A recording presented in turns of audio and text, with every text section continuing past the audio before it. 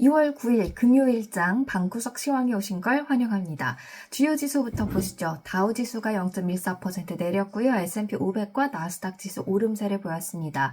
특히 나스닥 지수 1.25% 큰 상승률 기록했고요. S&P 500 지수 5,000포인트 넘었습니다. 조금 있다가 자세히 또 보고요. 보시면 이 지수 추이를 보시면요. 다우 지수 어제도 전장에서도 그랬고 최근 그렇게 흐름이 막 강하지가 않습니다. 아마도 기술주가 나스닥과 S&P 500 지수에 대부분 포함되어 있기 때문이 아닐까 싶은데요. 그래도 이 다우 보합으로 5주 연속 주간 상승세 같이 가고 있습니다. S&P 500이 1.4%, 나스닥이 2% 주간 기준 올랐고요. 자, S&P 500 지수가 5,000포인트를 돌파했습니다. 4,000포인트를 돌파한 지 약 3년 만에 이룬 쾌거인데요.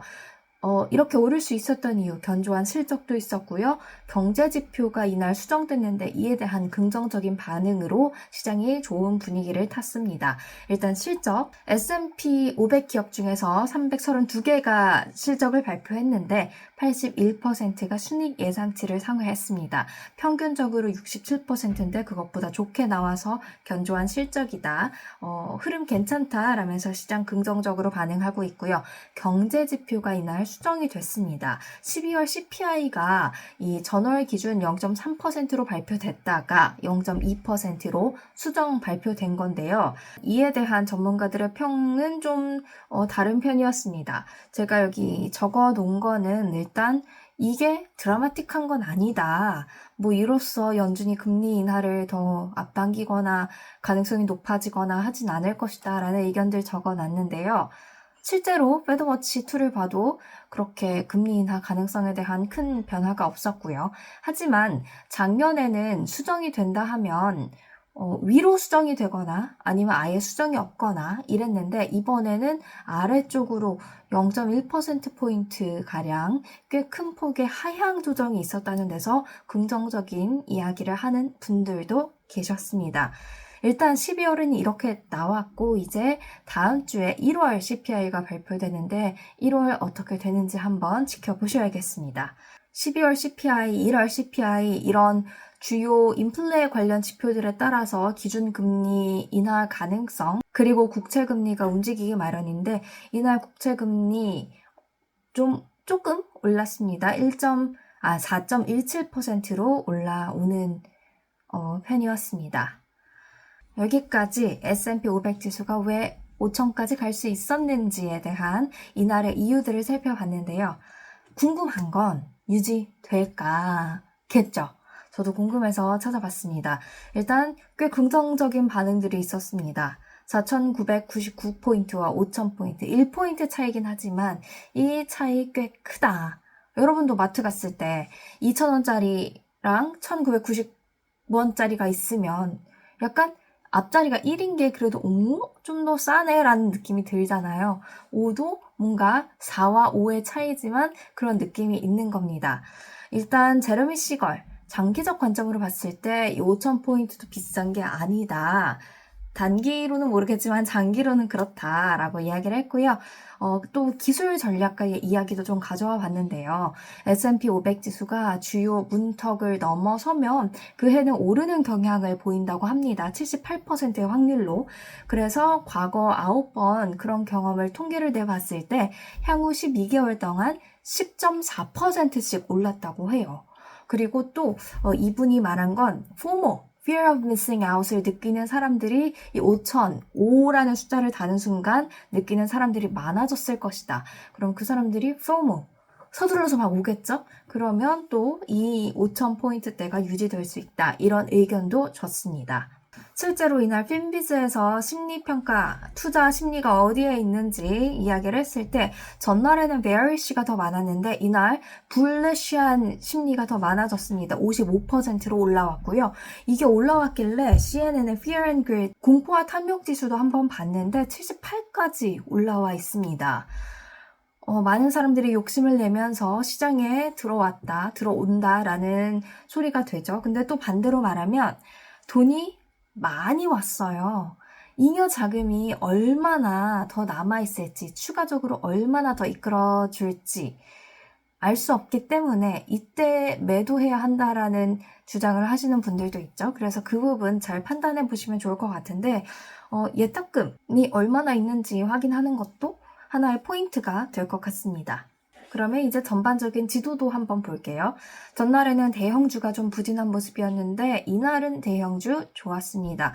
애플, 마이크로소프트, 엔비디아, 구글, 아마존, 테슬라, 메타 빼고 대부분 좋은 흐름 보였고요. 보시면 테크놀로지가 이날 가장 우수한 섹터였는데 역시나 초록불 많이 켜져 있고, 반면에 에너지 섹터 유가는 올랐는데 에너지 섹터는 좀 하락 압력이 나오는 편이었습니다. 이날도 특징주로는 제가 실적 관련해서 한 가지 가져와 봤는데요. 사실 전날만큼 주가 움직임이 드라마틱하진 않았어요. 하지만 좀 생각해 볼 거리가 있다라고 생각한 기업, 바로 펩시코였습니다. 일단 주가 3.55% 하락을 했는데요. EPS는 괜찮았지만 매출이 예상치를 하회했습니다. 0.5% 하락을 했는데 14개 분기 만에 처음으로 이게 이렇게 0.5% 하락을 한 거래요. 그래서 조금 시장이 반응한 것도 있는 것 같고요. 그리고 제가 보고 싶었던 건 바로 이겁니다. 우리 솔직히 지갑을 닫는다고 해도 과자랑 음료수까지 닫지는 잘 않아요. 기사에서 보니까 affordable luxury, 지불할 수 있는 정도의 럭셔리라고 표현을 했더라고요. 그러니까 이게 럭셔리라고는 해도 사람들이 사 먹는다는 뜻이거든요. 근데 여기 보시면 revenue도 매출도 매출이지만 volume, 판매량, 프리토레이, 레이 칩스 아시죠? 그거 줄었고요.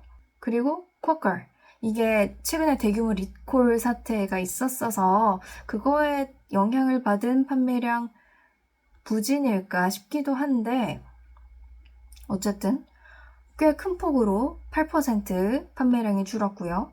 그리고 다른 지역별로 봤을 때도 라틴 아메리카, 유럽, 이 태평양 지역까지 판매량이 좀 감소하는 편이었습니다. 사람들이 왜 안 사고 있을까? 왜 이 소비를 줄이고 있을까? 경제 지표와 다르게 소비자들의 소비 패턴은 조금씩 달라지고 있는 게 아닐까? 라는 생각이 들어서 펩시코 한번 가져와 봤고요.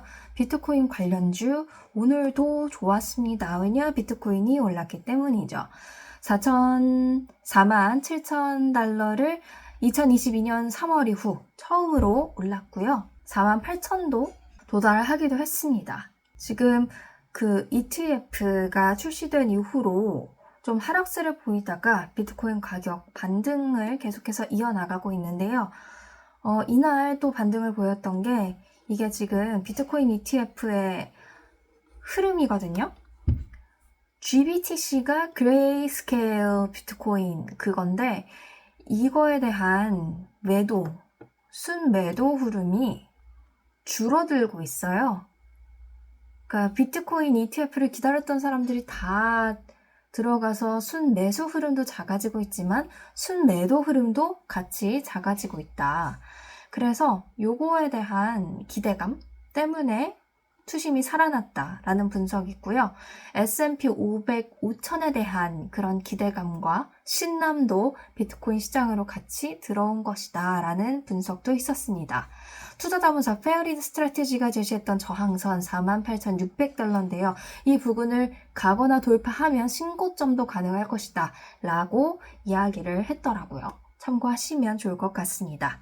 유가 이날 오르면서 몇 센트 안 오르긴 했어요. 오르면서 76달러 84센트에 마감을 했고요. 주간 기준으로는 6% 이상 올랐습니다. 이 중동 지역에 블링컨까지 갔지만 전쟁이 휴전 상태를 맞이할 것이라는 기대감에 좀 하락하면서 유가 오르고 있는 상태입니다. 유가가 올랐는데 아까 에너지 섹터 안 좋았죠? 그 부분도 한번 체크해 보시는 게 좋을 것 같아요. 유가가 올랐는데도 안 좋았다라고 하면 왠지 수요와 공급 측면에서의 우려가 있었기 때문이 아닐까라는 생각을 해봅니다. 그리고 제가 이게 가져온 게 있는데 미국 관련해서 CEO들은 미국 경제를 좋게 보고 있더라고요. 컨퍼런스 보드가 이 CEO들의 자신감을 매번 이제 통계를 내고 있는데 2023년 4분기에는 그게 46포인트였거든요. 근데 이게 이번에 50 이상으로 올라왔습니다. 53인가? 그랬던 것 같아요. 이게 돌아오기 2년 만이에요. 50일 기준으로 좋다. 우리 확장? 좋아질 것 같다? 안 좋아질 것 같다? 이게 나뉘어지는데 50 이상으로 오랜만에 올라온 겁니다.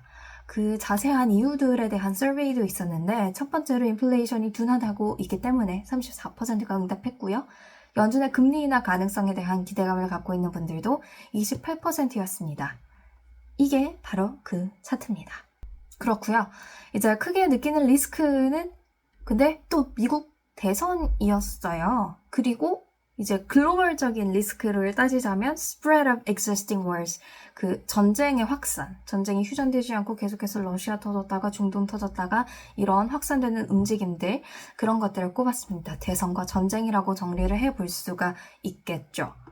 그래서 대선에 대한 불확실성이 해소되고 나면 또 전쟁도 무한정할 수는 없으니까요.